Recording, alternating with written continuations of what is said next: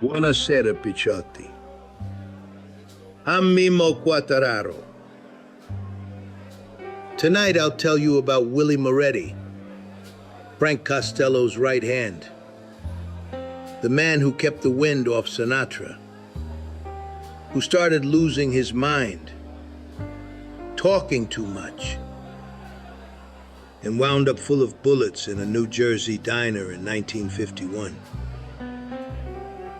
October, Cliffside Park, rain on chrome, Hudson dark as a priest's sleeve. I had a table by the window at a little joint where the eggs were cheap and the coffee came mean. They called it a diner, but it was a church for tired men. Willie was late, which was funny, because Willie never ran late. Back then, everybody knew he was slipping. Mamma mia, the whispers traveled faster than a bookie's horse. The man who used to smile with his eyes now smiled with his teeth. And the teeth were wrong. I knew Willie from the days when the city smelled like rope smoke and shoe polish. 43, the Copa. Sinatra, a skinny kid with a voice that made women grab the back of a chair. Willie put a hand on my shoulder, warm, heavy, and said, "Wait, Mimmo. Take this to the band leader." It was an envelope, fat with reasons. The story you heard about how the kid got loose from Tommy Dorsey? Maybe it was worse. Maybe it was softer. I ain't here to set the record straight. I'm here to tell you how it felt. Willie was the kind of man who could tip a waiter and a judge with the same smile. He fed widows at Christmas. He kissed the heads of troublemakers' sons and told them to stay in school. And then the disease came, and the brakes fell off. They called it syphilis of the brain, a curse that crawls inside your skull and lights a match. He started talking too much. Little things at first. Names at weddings. Numbers at the racetrack bar. He'd be in the back of a bakery telling jokes, and in the punchline there'd be a guy's real name. The wrong guy. You could feel rooms get colder when he laughed.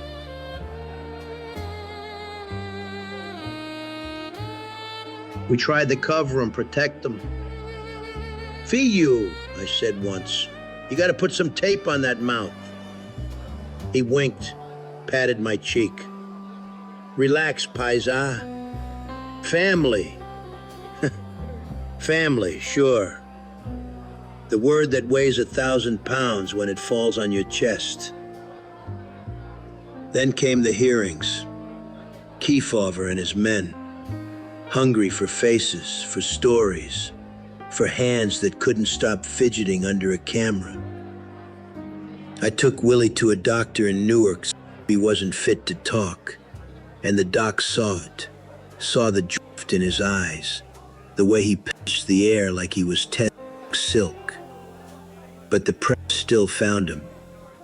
He cracked jokes with reporters, tossed them crumbs. I got nothing to hide, he'd tapping his chest. He was fearless or empty. I couldn't tell anymore. Costello, he hated the cameras.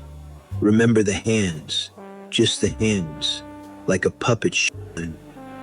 He told me, in that quietness of his, "We keep this dignified, Mimmo."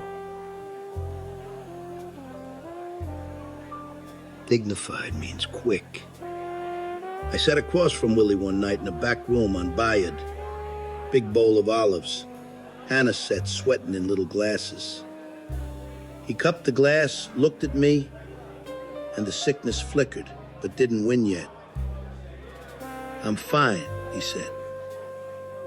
I know too much, but I keep it inside. Amoni, relax. Then he told a story about a judge who liked opera and a cop who danced the tarantella on his payday. And in between the laughs, there were names. Too many names. That was the last time I thought maybe we could save him by moving him to Florida. Some quiet room where the ocean talks louder than a sick brain. But quiet rooms only work on men who want quiet. The talk got worse. One afternoon, he barged into a funeral parlor like it was a social club, threw his arm around a grieving son, spun him like a bar stool, and told him which envelopes to hand to which boss. In front of people.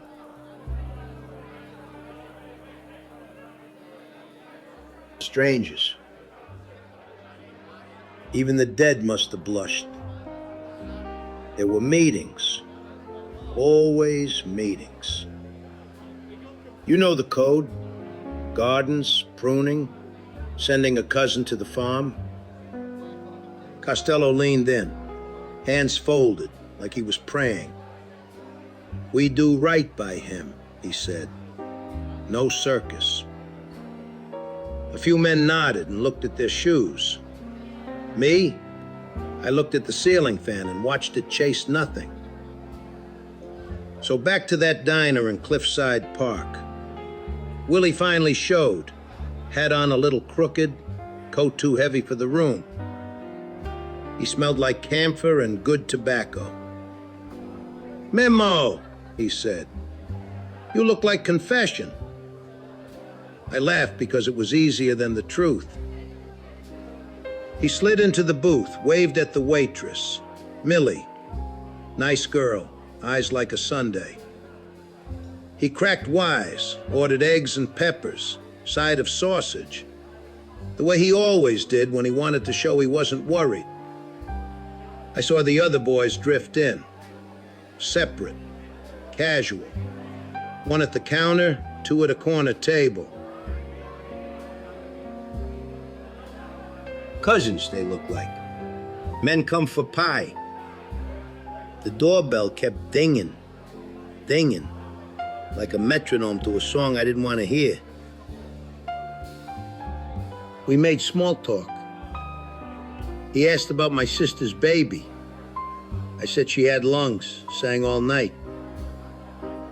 He told me Sinatra sent a bottle to a certain colonel's table the other week, which maybe meant something, maybe nothing. Then his eyes got far away. You know, Paisa, he said, I used to be good at this. Now I forget what to forget. He smiled, small, like a boy who busted a window and didn't mean it. You ever hear how mornings go quiet right before a train passes? That's what it felt like when the first man stood. The sugar bowl trembled. The spoon inside it made a tiny, bright sound. Willie turned to his right to say something sweet to Millie, I think. Then the napkins flew. 3 pops, quick like a hand slapping cards on a table. Then a 4th that took the room's breath. Chairs screamed. Glass fell. I saw the coffee leap out of a cup like it was alive. Willie slumped just so, face turned away from the window. A fan of red misting the ketchup bottle. He didn't clutch, didn't gasp. He just went slack, like a dancer taking a bow. I didn't move for a second. Then I stood, put a tin on the table like a gentleman who hated himself. and walked out with the others. Quiet. No running. Outside, the rain had started again. Soft as rumor. I lit a cigarette with a match that burned down to my fingers and didn't feel a thing. They called it unsolved. Jersey is good at that. Fog sits on things. The papers used words like mystery and gangland style, as if there's a style to mercy. Sinatra kept his head down for a while, smart kid. Costello didn't celebrate. He sent flowers to a church and told me to go home. Eat with your family, Mimmo, he said. Speak a little less. Wise words from a man whose hands said more than his mouth ever did. A week later, we had Sunday lunch. Ziti, Brajol, the table crowded with noise. My old man, God rest him, told the girls to clear the knives. Never cross steel. It invites war.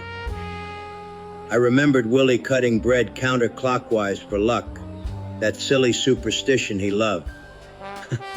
I almost did it, for him, then stopped, because the past is a ghost that eats if you feed it. People ask if it was punishment or kindness. I say it was both, and neither. In our world, you try to keep the sickness off the family. Once the words start spilling, the room drowns. Sometimes, the only towel you got is ugly. I hear the spoon's bright ring in the sugar bowl when I can't sleep. It's the room decide on the ketchup. The rain falling like it forgot what else to do.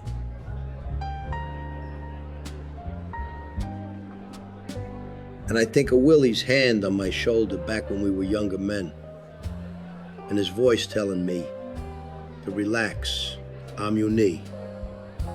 Family. Silence is the last favor you do for each other in this life of ours. I've learned to carry it like a coin in my pocket, warmed by the body, never shown unless it pays for peace.